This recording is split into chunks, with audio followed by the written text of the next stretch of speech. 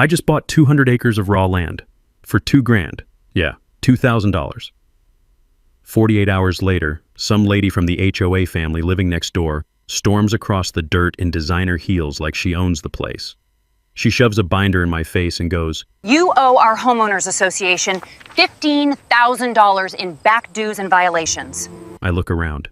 Nothing. Just wind, grass, and a couple of cows staring at us like, what the hell is this?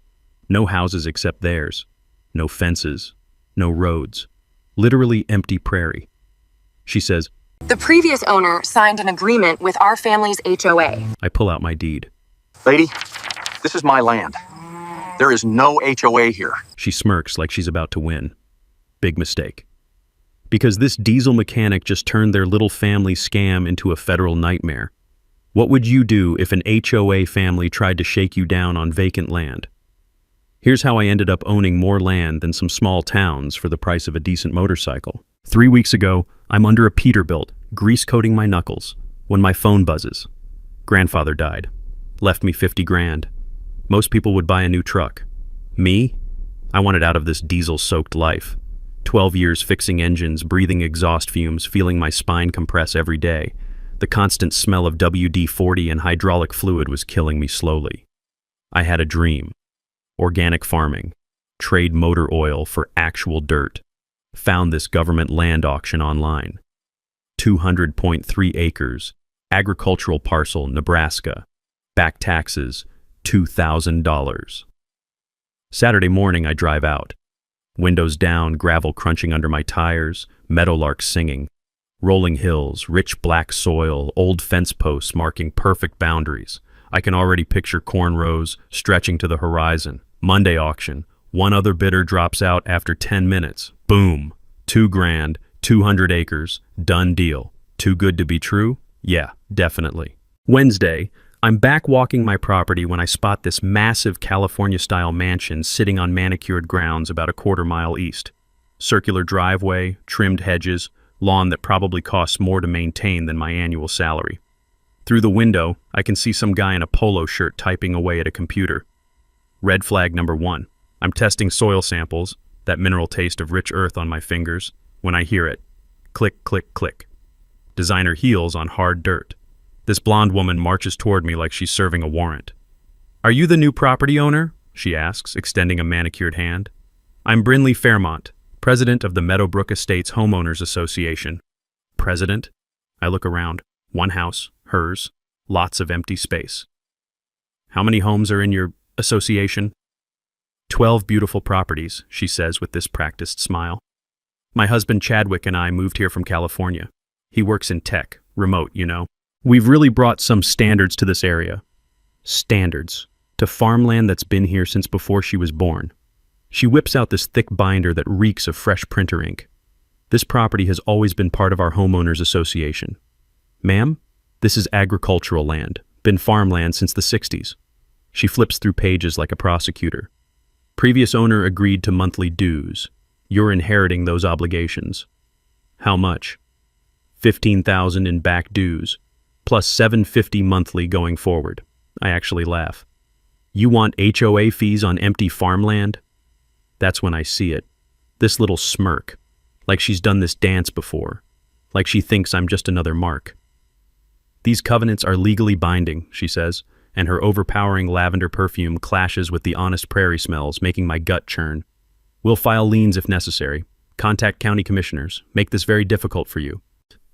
She hands me printed emails supposedly from the previous landowner, but something's off. Weird formatting, sketchy timestamps, amateur hour forgery. I need to see actual legal documents. Suddenly evasive. "They're filed with the county. Look them up yourself."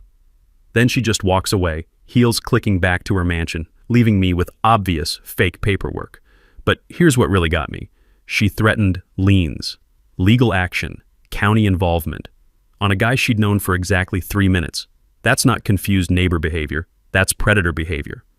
See, I might just be a diesel mechanic from Montana, but I wasn't born yesterday.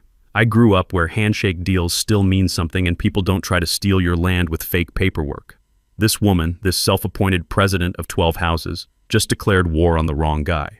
That night, lying in bed with the taste of her threats still bitter in my mouth, it hits me.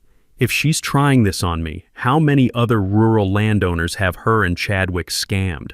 Time to do some homework. First stop, county courthouse. If there are real HOA documents, they'd be recorded there. If not, well, then I know exactly what I'm dealing with. A professional con artist couple who picked the wrong mark. Thursday morning, I wake up to a certified letter on my kitchen table. Yeah, she hand-delivered it. To my house. 40 miles away. I rip it open and it's like Christmas morning for lawyers. Official letterhead, fancy legal language, the whole 9 yards.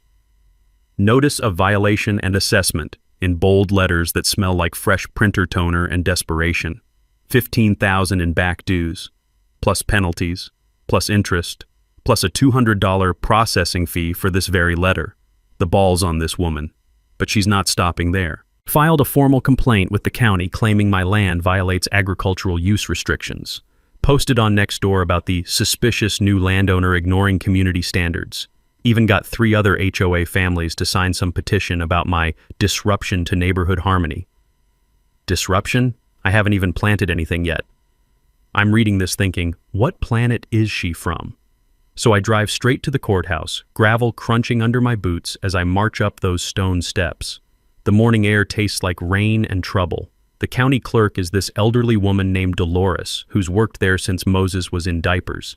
Bifocals on a chain, zero tolerance for bullshit, fingers stained with decades of ink from filing documents. You're here about the Fairmont situation, she says before I even speak. How'd you know? Honey, you're the 4th person this month asking about property records after dealing with that woman. 4th person. That hits me like a wrench to the gut. Dolores spreads documents across the counter like she's dealing cards in Vegas. The papers smell musty, official, real, unlike Brinley's fresh printed nonsense. First up, my deed. Clear as day. Agricultural exemption, established 1967. My grandfather always told me to check courthouse records before trusting anyone's word about property rights, and damn if he wasn't right. Second document. Original survey from when this land was first parceled. No mention of Meadowbrook Estates anywhere, just farmland stretching to the horizon. Third document gets interesting. Brinley's actual HOA filing from 2 years ago. 12 properties clustered around her house like satellites. My land? Not included. Not even close. Your property predates their development by 40 years, Dolores explains, tapping the papers with a gnarled finger. It's like trying to retroactively add the moon to your backyard. And then she leans close, coffee breath mixing with old paper smell. That Fairmont woman's been here 6 times in the past month trying to get your deed amended. Amended how? Wants to add your parcel to their HOA covenant, claims she has owner permission. My blood pressure spikes. I never gave permission for anything. Course not, but she brought paperwork claiming you did. Dolores slides another document across the worn wooden counter. Property owner consent form, with my name typed at the bottom and what's supposed to be my signature. I've never seen this paper before in my life, and that signature looks like a drunk 3rd grader tried to forge it with their wrong hand. She attempted fraud, I say. Attempted being the key word. I didn't file it because something stank worse than week-old fish in July. Now I've got her dead to rights on forgery. I drive home and immediately start my counterattack. Post no trespassing signs along our shared property line. The metallic clang of the post hole digger probably carries all the way to her kitchen window. Begin soil testing for my actual farming operation, making it crystal clear this land's getting used for agriculture whether Princess Brinley likes it or not.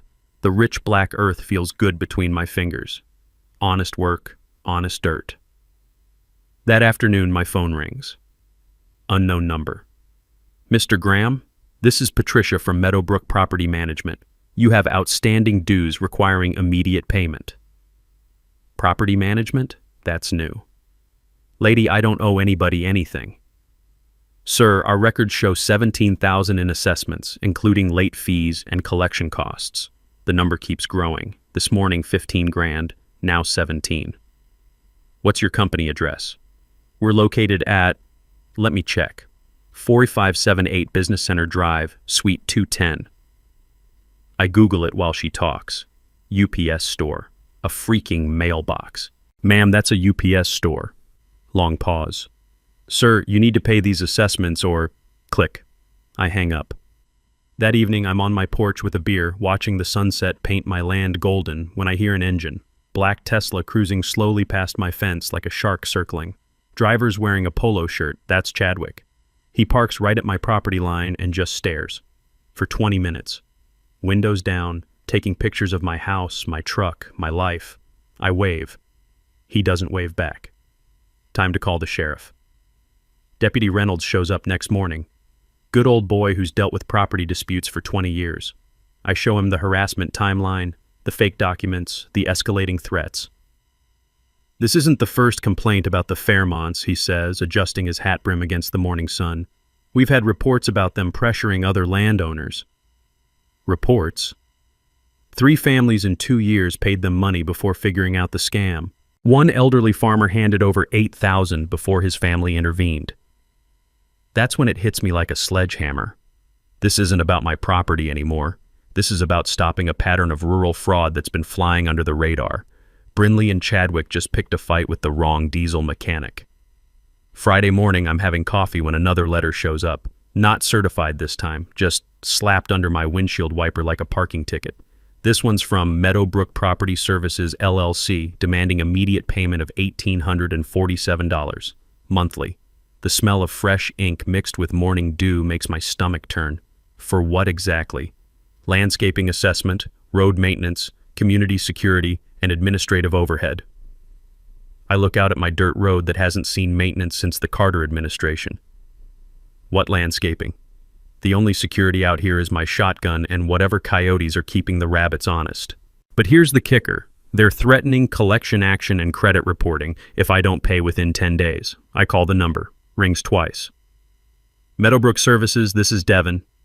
Yeah, I got your bill. What exactly am I paying for?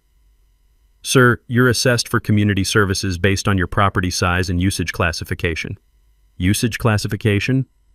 Large agricultural parcel, high impact designation. I actually laugh, the sound echoing across empty prairie. Buddy, there's literally nothing here but grass and cow shit.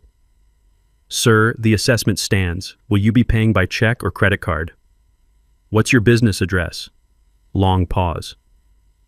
We're located in Phoenix, Arizona. Phoenix. They're billing me for Nebraska community services from 1,000 miles away. I hang up and start digging. Meadowbrook Property Services, LLC, incorporated 3 weeks ago. Registered agent? Devin Fairmont, same last name. Brother-in-law, turns out. It's a family business. The business address leads to another UPS store mailbox. My grandfather always said fake management companies can't create real debt, but they sure can make your life hell trying.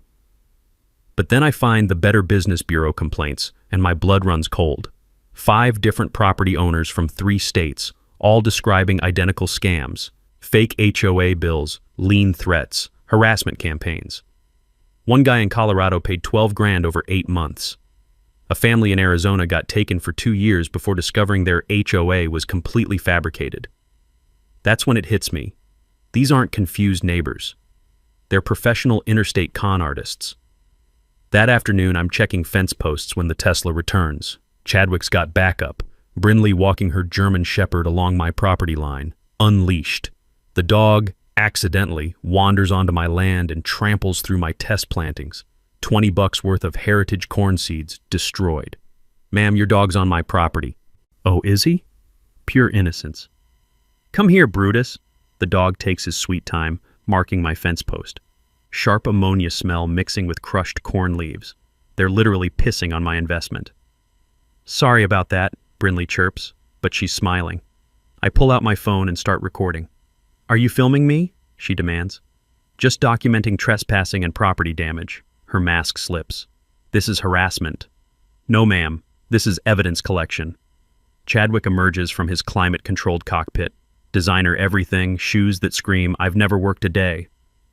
Starts to puff up, then sees me, 6'2", shoulders built from wrestling truck engines, and thinks better of it.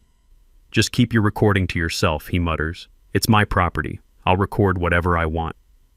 They retreat, but not before Brutus leaves a gift next to my mailbox. That evening, I call Deputy Reynolds. He agrees to meet at the diner in town. They're escalating, I tell him over coffee that tastes like motor oil. Found out they're running this scam in multiple states. How many? At least 3 confirmed. Same pattern, same fake companies. Reynolds leans forward, voice dropping. Marcus, this isn't the first complaint we've had about the Fairmonts. 3 families in the past 2 years paid them money before moving away. One elderly farmer, Henderson, you might know him, paid $8,000 before his son figured out the scam and intervened. Henderson. I bought seed from his place last spring. They've been running this pattern, Reynolds continues. Target rural landowners near new developments, create fake HOA authority, bilk people until they either pay up or leave. Why hasn't anyone stopped them? Most folks just paid to avoid hassle, then moved on. You're the first one who figured it out fast enough to fight back. That's when it clicks. This isn't about my land anymore. If they succeed here, every rural property owner near suburban expansion becomes a target. Reynolds slides a business card across the table. FBI Fraud Division. Agent Santos specializes in rural property crimes. I already gave her a heads up. Federal agents. For fake HOA fees. But looking at the pattern, mail fraud, wire fraud, interstate conspiracy, it all makes sense. Brinley and Chadwick think they found another easy mark. What they found was the guy who's going to end their criminal enterprise. Monday morning, I wake up to red and blue lights flashing through my bedroom window. 2 patrol cars in my driveway at 6 a.m. That metallic taste of adrenaline hits my mouth as I throw on clothes and head outside. Deputy Reynolds is walking toward my door with this expression that says somebody's day is about to get ruined. Mine. Marcus, we got a problem. Brinley filed a police report claiming I threatened violence during our recording session. According to her sworn statement, I was aggressively wielding farming tools in a threatening manner and made implied threats about defending my property with force. She's got video evidence. Reynolds shows me the footage on his tablet. Grainy phone video of me holding a pitchfork, shot from a low angle that makes me look like I'm advancing toward the camera. The timestamp shows yesterday afternoon. She's claiming you threatened her with that pitchfork, Reynolds says. I watch myself on screen, looking like some deranged farmer from a slasher movie. What the video doesn't show is that I was moving hay bales 30 feet from where she stood. The camera angle and editing make it look like I'm stalking toward her when I was actually working in the opposite direction. This is edited footage, I tell him. I figured. You got anything from that day? Thank God for trail cameras. I pull up my security footage from the same time frame. Continuous recording, multiple angles, no cuts. The real story unfolds on my laptop screen. There's Brinley, deliberately walking onto my property. There's me, moving hay, minding my own business. There's her circling closer to my work area, then pulling out her phone to film from the most dramatic angle possible. Reynolds watches the genuine footage, the smell of fresh coffee mixing with morning dew as we stand on my porch. She manipulated evidence for a false police report. That's a felony. We file an incident report documenting the inconsistencies in complainant's video. But the damage is done.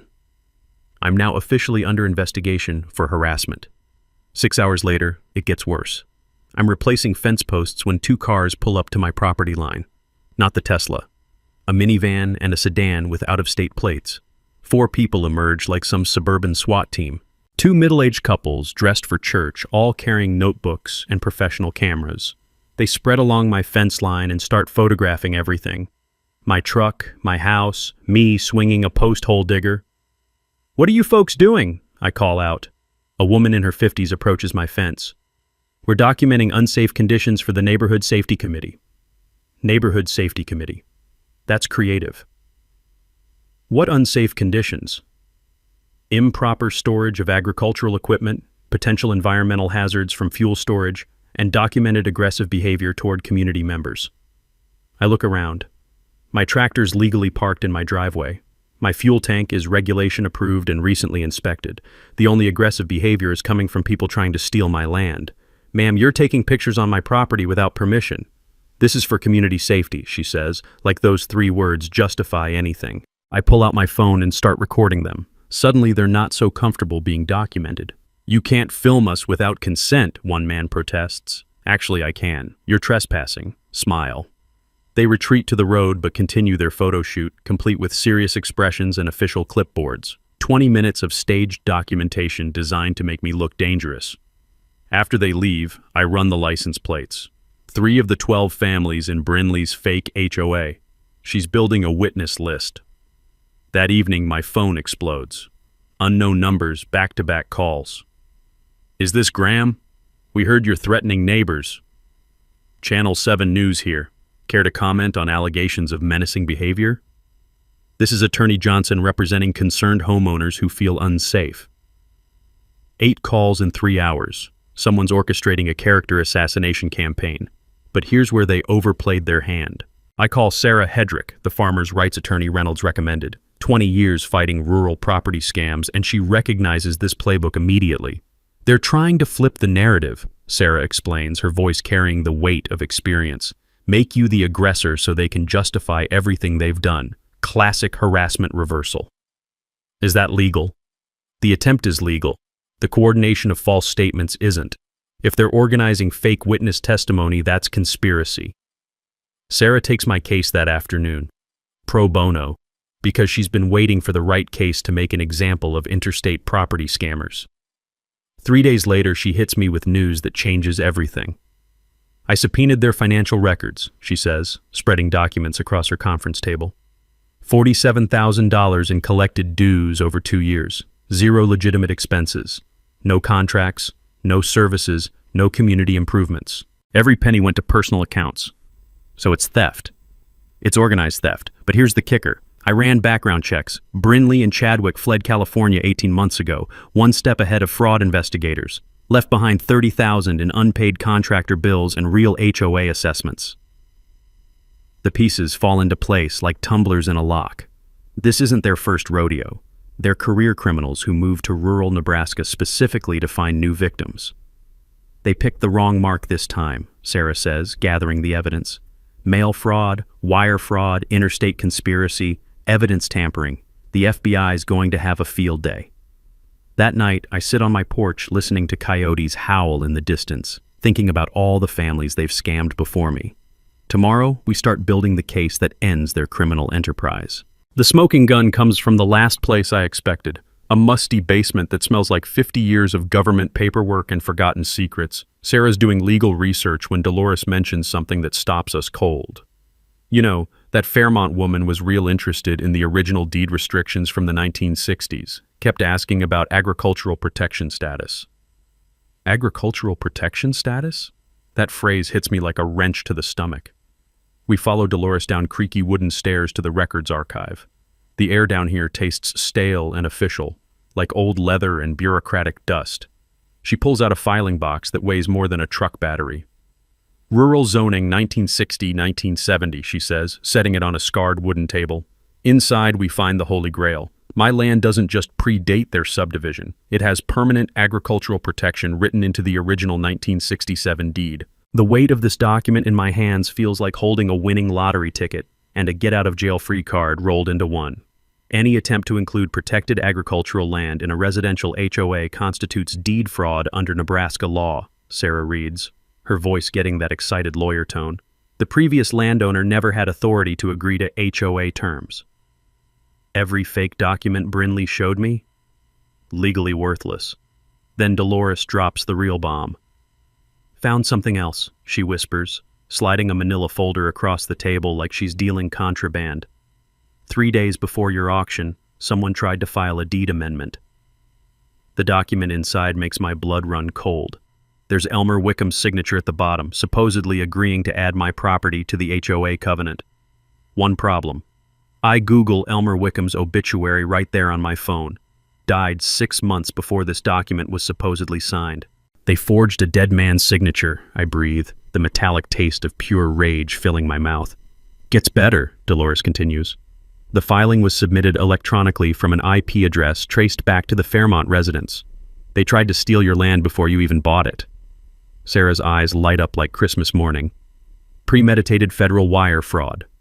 They researched your purchase, identified legal vulnerabilities, and attempted to create false authority 3 days in advance. The next hour unfolds like a masterclass in criminal stupidity. Sarah's forensic accountant has traced their operation across 3 states, Colorado, 4 families, $23,000 stolen over 18 months.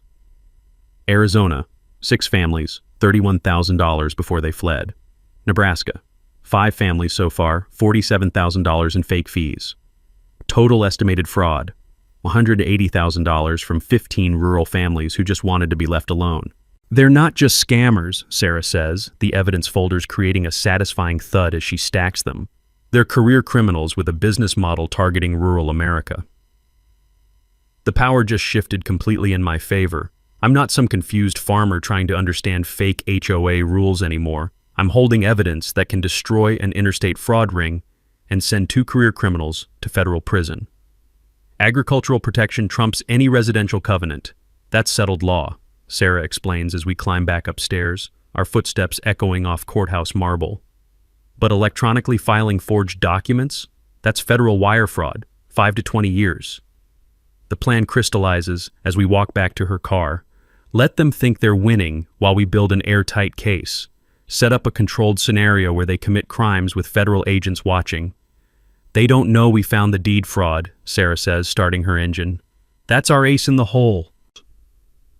I drive home thinking about how this started with some entitled suburbanite demanding fake fees on my empty land. Now it ends with federal agents, criminal indictments, and justice for every rural family they've robbed. The hunter just became the hunted, and they have no idea what's coming. Sarah explains the legal strategy over coffee that tastes like it's been brewing since the Carter administration, steam rising between us like battle plans taking shape. Wire fraud statute is beautiful, she says, spreading law books across the sticky diner table. Every fraudulent bill sent electronically equals a separate federal offense. We need them to commit one more crime with FBI agents watching. The plan crystallizes like a diesel engine coming together piece by piece. I announce a fake Nebraska Agricultural Excellence Inspection for next Friday. Posted on the bulletin board at Miller's Hardware, mention it loud enough at the feed store for gossip to spread faster than crop disease. The bait. State evaluators carrying 50 grand in cash grants for qualifying organic operations. Greed makes smart people stupid, Sarah explains, the smell of bacon grease mixing with legal strategy. They'll see that money and forget every careful instinct they've developed. Technical surveillance requires professional help. I hire Rodriguez Security, former cop who understands courtroom evidence standards. The metallic whir of his drill echoes off my barn walls as he installs hidden cameras at 5 strategic angles. Chain of custody is everything, Rodriguez explains, sweat beading on his forehead despite the cool morning air. DIY recordings get thrown out of court. Professional installation with certified timestamps? That's evidence that convicts people.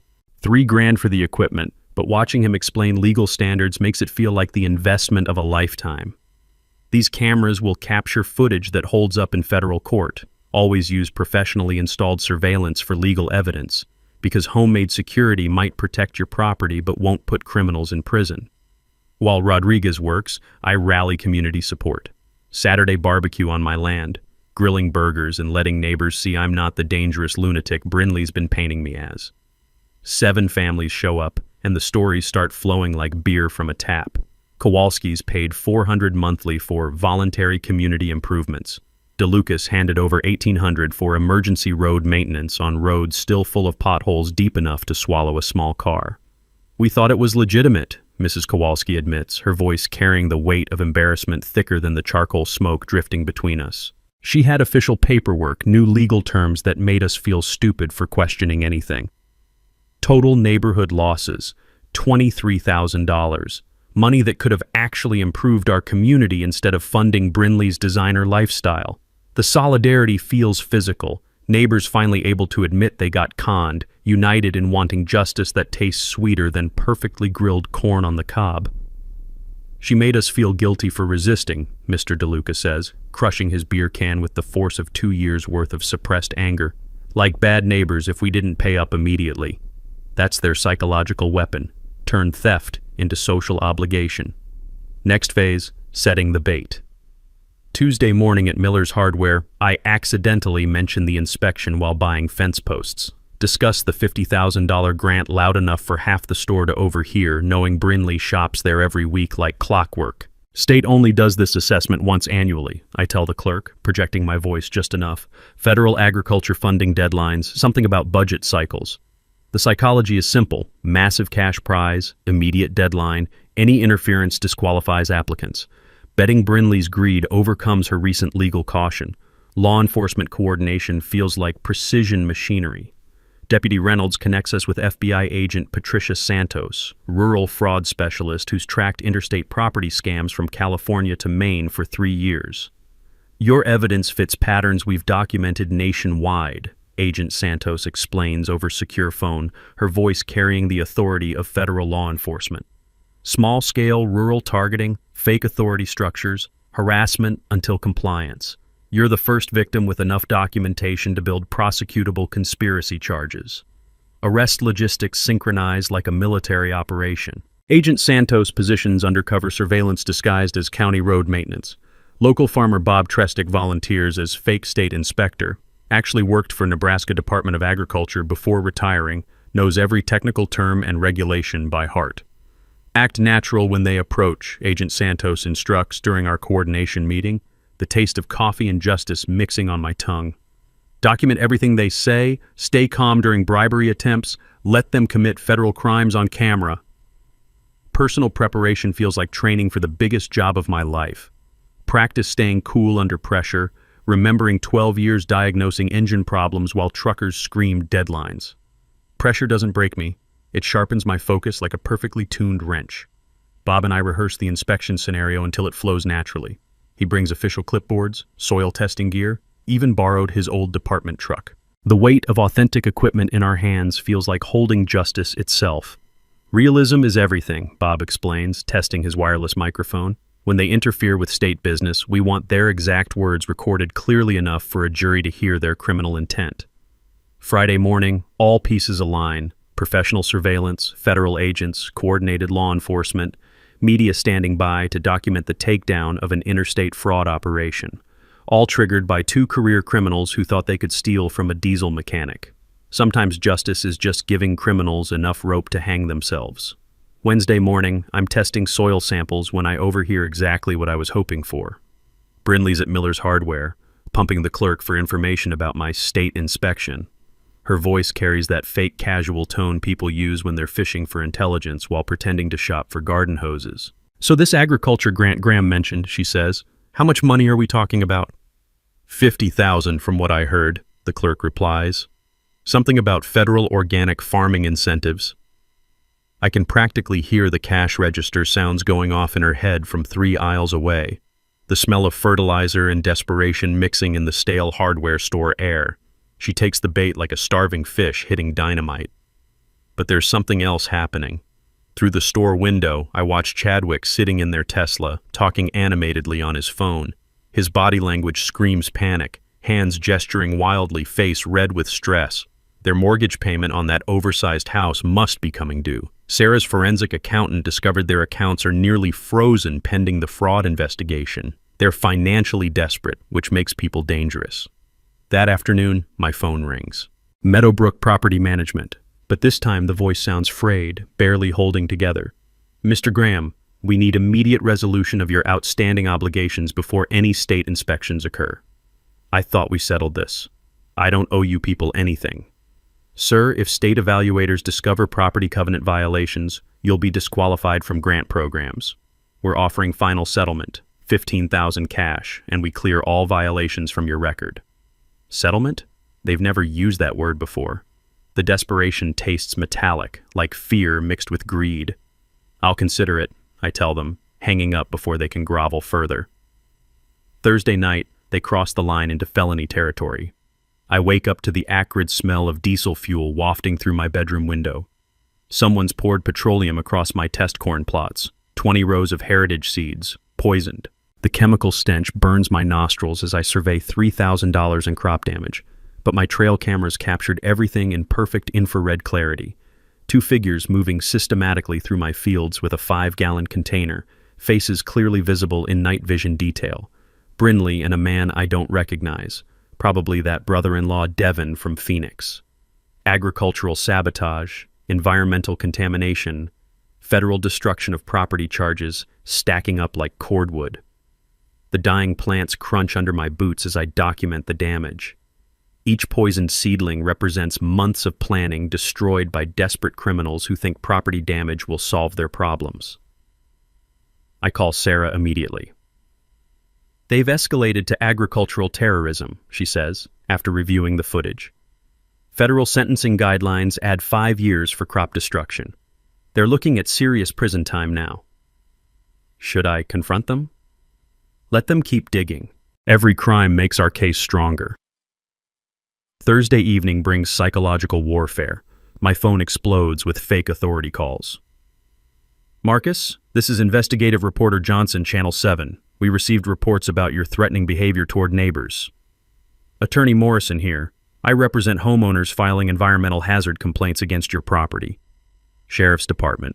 Multiple reports of suspicious agricultural activities requiring immediate investigation. 8 calls in 3 hours. But these aren't real professionals. The sheriff call came from a California area code. The attorney couldn't provide a bar number.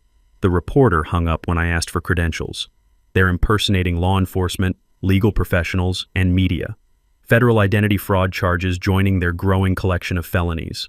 The taste of their desperation is bitter and satisfying, like coffee grounds mixed with justice. Friday morning, inspection day, I wake to find 3 rental cars positioned along my fence like a suburban invasion force.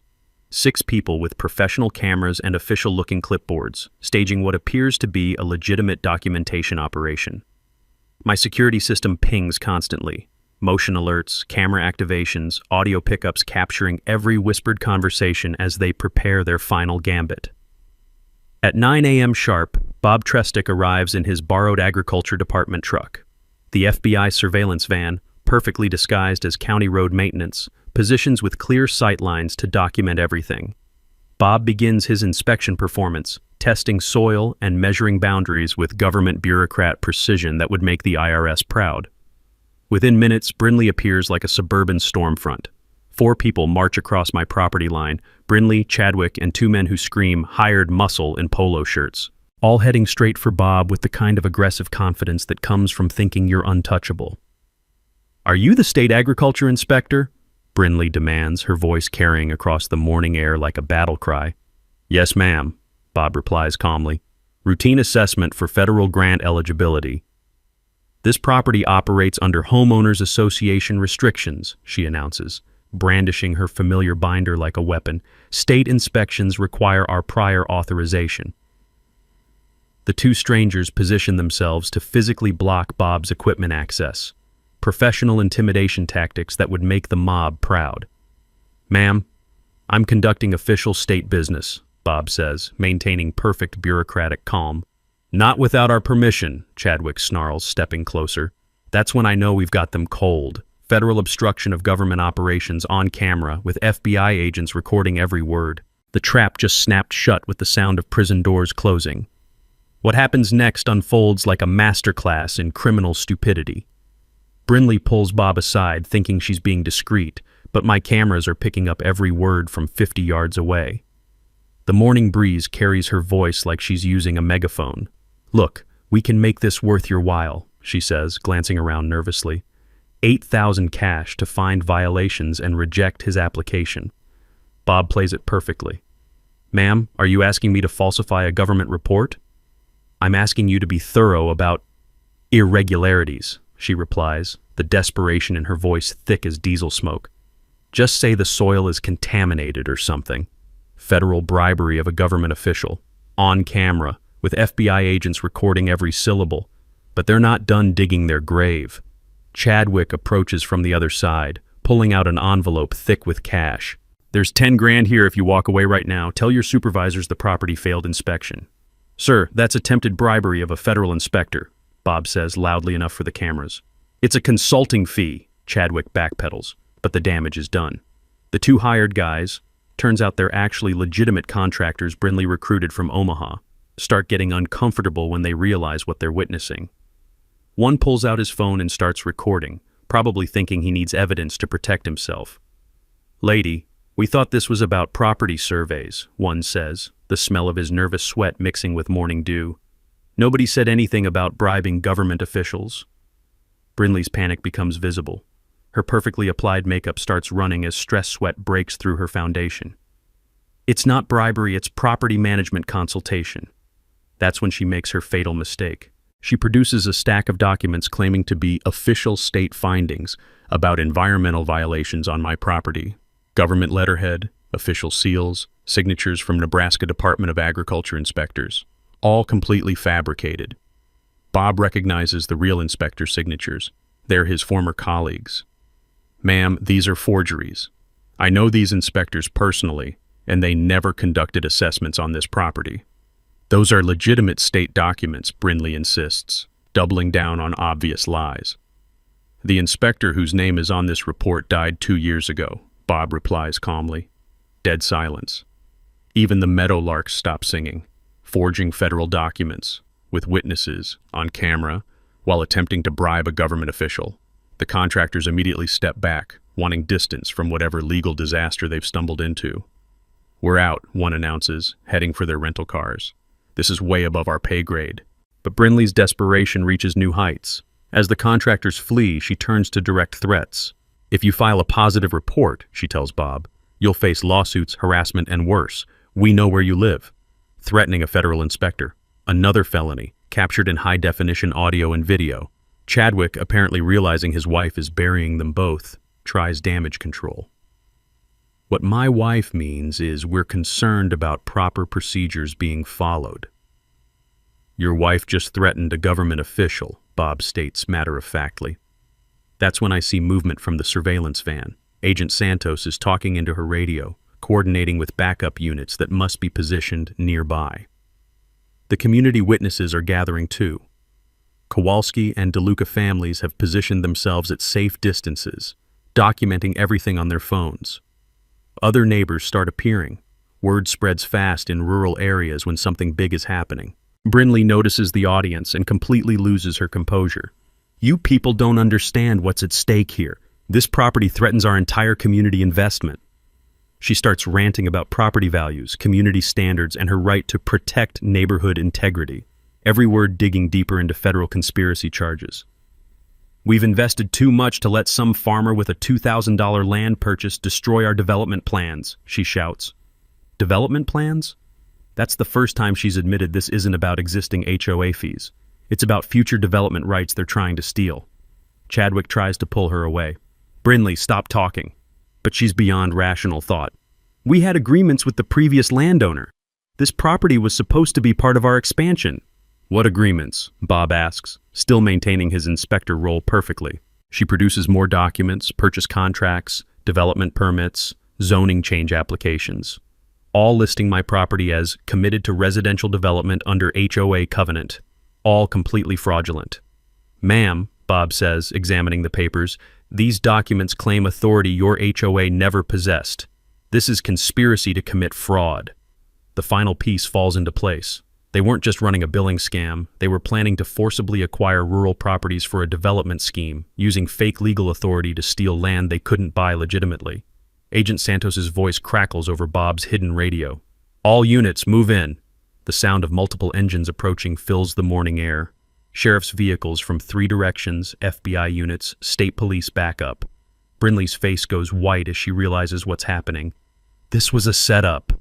Yes, ma'am, I say, stepping out from behind my barn where I've been watching everything unfold. And you just confessed to federal conspiracy charges. The look of absolute shock on her face as handcuffs click into place? Priceless. The next 15 minutes unfold like the finale of every crime drama you've ever watched, except this is real life and I'm standing in the middle of it. Agent Santos emerges from the surveillance van in full FBI gear, badge gleaming in the morning sunlight. Brinley Fairmont, you're under arrest for federal mail fraud, wire fraud, and conspiracy to commit property theft. The metallic click of handcuffs echoes across my property as Brinley's wrists are secured behind her back. The sound of justice finally arriving tastes sweeter than fresh brewed coffee on a cold morning. Chadwick tries to run. He makes it exactly 20 yards before Deputy Reynolds tackles him into my freshly tilled soil. Watching a tech bro in designer jeans get face-planted into honest farm dirt by a rural sheriff deputy is probably the most satisfying thing I've seen since my first successful engine rebuild. Chadwick Fairmont, you're under arrest for the same charges, plus attempted bribery of a federal official, Agent Santos announces as they haul him upright, black dirt coating his polo shirt like justice camouflage. Both suspects are loaded into separate FBI vehicles, and that's when I notice the crowd. Word travels fast in rural communities. A dozen neighbors have gathered along my property line, watching the arrest with the kind of satisfaction usually reserved for harvest festivals and high school football victories. Mrs. Kowalski starts clapping, then Mr. DeLuca joins in. Within seconds, spontaneous applause breaks out among people who've been victims of this scam for 2 years. The sound of genuine community celebration fills the morning air. Local news arrives just as the FBI vehicles are pulling away. Channel 7's van screeches into my driveway, followed by 2 other stations that must have been monitoring police scanners. This is Linda Martinez, Channel 7 News, reporting from rural Lincoln County, where federal agents have just arrested a California couple accused of running an elaborate property fraud scheme targeting rural landowners. The reporter approaches with that predatory enthusiasm journalists get when they smell a story that'll lead the evening news. Mr. Graham, you're the landowner who exposed this fraud ring. What's your message to other rural property owners? I look directly into the camera, feeling the weight of representing every farmer, rancher, and rural landowner who's been targeted by urban scammers. Rural folks might seem like easy targets to city criminals, but we take care of each other out here. Try to steal from one of us, you're stealing from all of us. That soundbite is going to play on every news station in 3 states. Agent Santos steps up for the official law enforcement statement. Today's arrests conclude a multi-state investigation into interstate property fraud. The suspects are charged with wire fraud, mail fraud, conspiracy, bribery, and forgery of federal documents. What are the potential penalties? The reporter asks. Federal charges carry 5 to 20 years in prison. Asset forfeiture will recover stolen funds for victim restitution. The cameras capture Agent Santos holding up evidence bags containing forged documents, fake HOA paperwork, and the cash Chadwick tried to use for bribery. Visual proof of criminal enterprise that'll make excellent courtroom exhibits. But the real victory moment comes when Dolores from the county courthouse arrives with corrected property documents. Mr. Graham, she announces loud enough for cameras to pick up, your agricultural deed restrictions are now permanently protected in county records. No legitimate HOA can ever claim authority over this property. She hands me official documentation while news cameras roll. The weight of those papers in my hands represents security for every rural landowner in the county. The reporter turns back to me. What happens to your farming plans now? I gesture toward my land, 200 acres of rolling hills stretching to the horizon, unmarked by suburban development or fake authority claims. Going to plant corn and soybeans like I planned from day one. This is agricultural land, and it's staying agricultural land. The visual shot is perfect. Me standing on my property with tractors in the background, genuine farmland protected from development scammers, rural values victorious over suburban greed. As the news crews pack up, neighbors start approaching with something I didn't expect, gratitude mixed with relief. You saved us all from paying more fake fees, Mrs. DeLuca says, shaking my hand with the grip of someone who works for a living. How many other rural areas are dealing with these same scams? Mr. Kowalski wonders out loud. That question hangs in the air like morning mist. This case might be over, but the problem is bigger than just Brindley and Chadwick. Agent Santos overhears and approaches our group. We've identified similar operations in 7 states. Your evidence helped us connect cases from California to Maine. 7 states. Dozens of rural families scammed by people who thought country folks were easy marks. This prosecution sends a message, Agent Santos continues. Rural property owners have the same legal protections as anyone else. Maybe more, because agricultural land has special federal safeguards. As the afternoon sun climbs higher, casting long shadows across my property, I realize this story isn't ending. It's beginning. The sound of my tractor starting up for normal farm work has never sounded so good. Justice served, land protected, community stronger. Sometimes the best defense really is a good offense. 6 months later, I'm standing in the same spot where Brindley first threatened me with fake HOA fees. But everything's different now. The corn is waist-high and green as dollar bills, stretching toward a horizon that belongs to me, legally and completely. The smell of growing crops mixed with morning coffee from my thermos tastes like victory seasoned with hard work. Brinley got 4 years federal prison. Chadwick got the same, plus an extra year for attempted flight. Their sentencing hearing was standing room only. Victims from 3 states showed up to watch justice get served with the kind of satisfaction usually reserved for harvest time. The judge ordered $200,000 in restitution. Every family they scammed got their money back with interest. But here's what makes me proudest. The recovered fraud money created a legitimate community improvement fund. $35,000 invested in shared equipment for local farmers, the kind of cooperation they claimed to represent but never delivered. We bought a community seed drill, a hay baler that 3 families share, and funded repairs for the gravel road connecting our properties. Real improvements, done right, paid for with recovered stolen money. My farming operation is thriving beyond my wildest expectations. 40 acres of organic corn yielding 15% above county average, 25 acres of soybeans that'll be ready for harvest next month. That agricultural grant I used as bait? Turns out Nebraska really does have programs for beginning organic farmers. I applied legitimately and received $12,000 for expansion into heritage variety crops. The irony tastes sweeter than fresh, sweet corn. Sarah Hedrick's case became a template for prosecuting rural property fraud nationwide. The Agricultural Property Protection Act passed the Nebraska legislature unanimously, and 3 other states are drafting similar legislation. Federal task forces now investigate rural property scams with the same seriousness they bring to urban financial crimes. Sarah testified before Congress about protecting rural landowners from predatory schemes. Rural America isn't some legal Wild West where city criminals can operate without consequences, she told the House Judiciary Committee. Property rights apply everywhere. My favorite development happened 3 weeks ago. I got a call from Wyoming, another farmer facing similar intimidation from fake HOA claims. Sarah and I drove out to help document their case, sharing strategies that worked here. Turns out fighting back isn't just about protecting your own property. It's about standing up for rural communities everywhere. The Scholarship Fund launches this fall. Rural Justice Scholarship, $5,000 annually for students studying agriculture or law, funded by my court settlement and private donations from neighbors who wanted to contribute. First recipient is Jenny Miller, local high school senior planning agricultural engineering at the University of Nebraska.